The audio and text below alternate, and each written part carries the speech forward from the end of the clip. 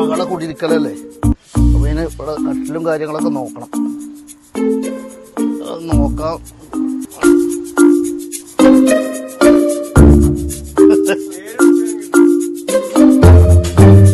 Hello, പണിക്കാരുടെ കാര്യം പറ.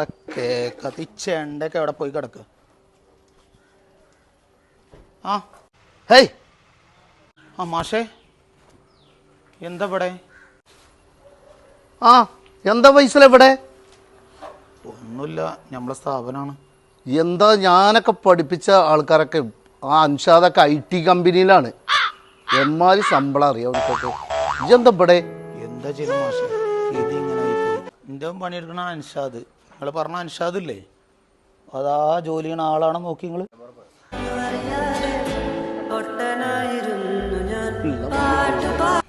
അൻഷാദോ? ഞാൻ പഠിപ്പിച്ച അൻഷാദോ? ആ ബാക്ക് ബെഞ്ചിൽ പഠിച്ചിരുന്ന അൻഷാദോ? നിങ്ങൾ പഠിപ്പിച്ച അൻഷാദ് നോക്കിയത് റെഡി അല്ലേ? അൻഷാദേ, ഇവിടെ ഒന്ന് വാ. അന്നെ ഒരാൾ കാണാൻ വന്നിട്ട് വാ. എന്താണ്? ഞാൻ പണിത്തിരക്കിലാണേ. അന്നെ കാണാൻ ഒരാൾ വന്നിട്ട് വാ. ആരാ?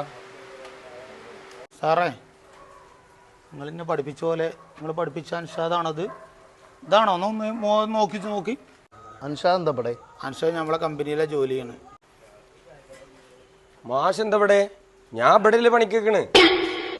അൻഷാദ് എന്നോട് കോയമ്പത്തൂർ IT കമ്പനിയിൽ 40,000 റുപ്യ ശമ്പളം ഉണ്ട് പറഞ്ഞിട്ട് ജോലി ഉണ്ട് പറഞ്ഞാൽ അങ്ങോട്ട് ചോദിച്ചാൽ ഒന്നും വിചാരിക്കണ്ട കേട്ടോ. അങ്ങനെ ചോദിച്ചത് ഇതല്ലേ, നമ്മളിപ്പോൾ ജോലി ചെയ്യണേ.